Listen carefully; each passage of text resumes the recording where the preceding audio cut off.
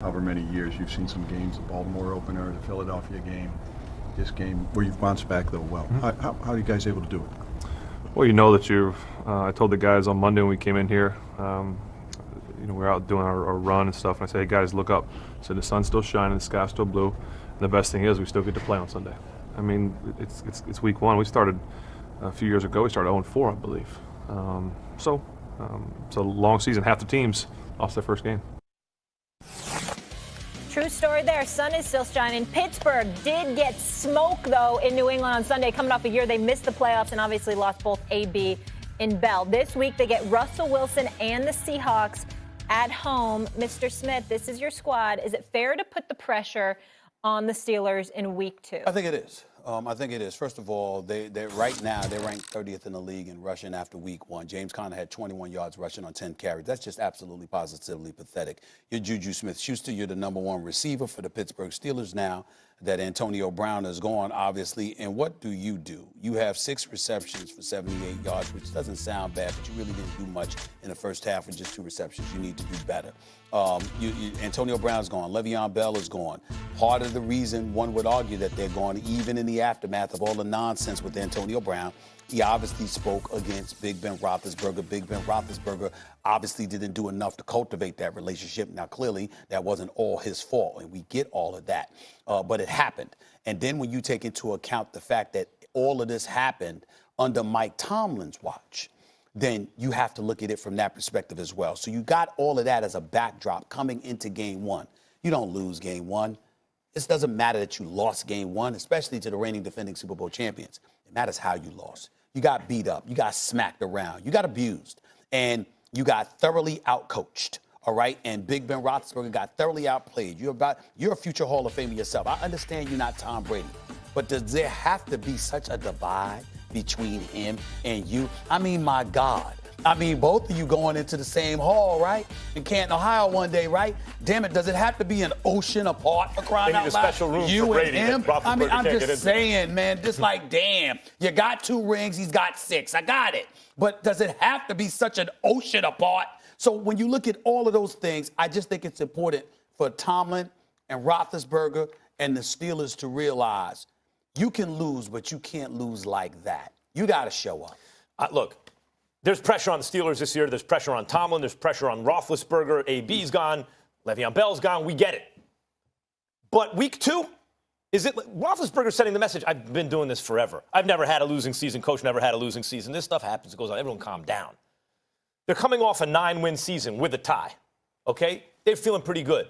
The fact is there pressure week 2? I mean, you don't want to lose a home game after you got waxed on the road. But Seattle's a good team. Stranger things have happened than getting waxed by the defending Super Bowl champs on the road week 1 and having a perennial powerhouse from the other conference come in and beat you at home week 2. And here's the thing.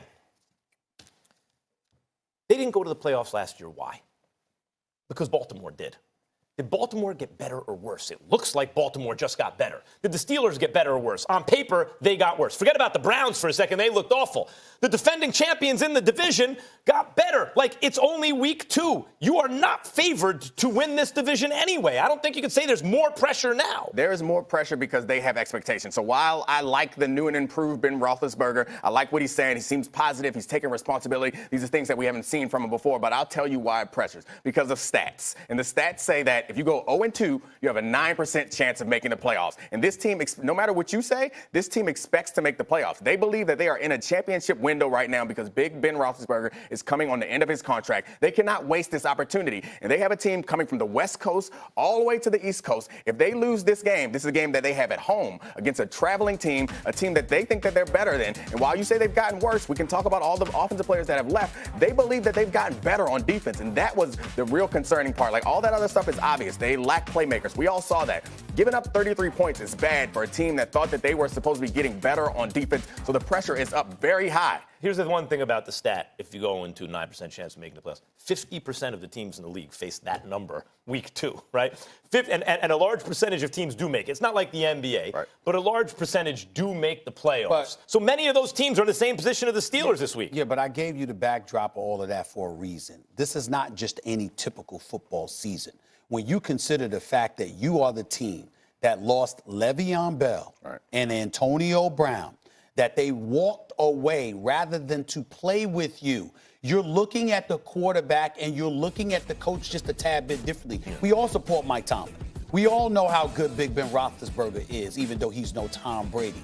But the fact is, when you look at something like that transpiring, and literally you can have two stars, arguably, the best at what they do, walking away from you willingly and talking smack about you after they departed, and you look at the dysfunction that existed with the franchise. And That's remember, why. we've got volunteers, not hostages now. That's why. So when what you is that bring going up to materialize into? When you bring up James Conner's rushing numbers, to me that's relevant because Le'Veon Bell makes you look bad. You wanted him so bad that you said you were going to. Not only do you want him back, but you want to franchise him. He said, "Agree not to franchise me, I'll sign." You said no. Then you didn't make the playoffs. Now you don't have him. That looks bad. But can we all agree that getting rid of Antonio Brown now kind of takes the pressure off? Like we thought, well, there's more pressure. All of a sudden, based on Antonio Brown's behavior, you're going, look what they must have had to deal with behind the scenes with this Here's what you're missing. And I'll let you go, but here's what you're missing. And it goes to what you said months ago, to be honest, with all due respect. You talked about how if Antonio Brown leaves, basically what you said was he was the problem, not us. If you still struggle without him, evidently he wasn't the problem. He was just voicing That's why I'm saying that's why I'm saying you're pointing to Connor's right, because Antonio Brown not being on the team, to me, makes Pittsburgh at this moment look better. Le'Veon Bell makes him look worse. No. So it does. None of that matters. I think that this makes people feel good right now to point at AB and say that he was a problem and he's a bad person. All that matters is if they win and they make the playoffs. Whether your expectations for them are high or not doesn't matter. They didn't make the playoffs last year. I know it, which is why it's even more important for them to make the playoffs this season. This team believes that they are good enough to win a championship, Max. 33-3 to the championship You believe team. that? I don't believe it, but it doesn't matter what I believe. This team? How many people outside of Pittsburgh believe this team's going to win a Super Bowl? I think a lot of people believe that the Pittsburghs have a legitimate chance to win that division and make a run in the playoffs and win a championship. Even without making the playoffs, Ben did lead the league in passing last year and had a career-high 34 touchdowns.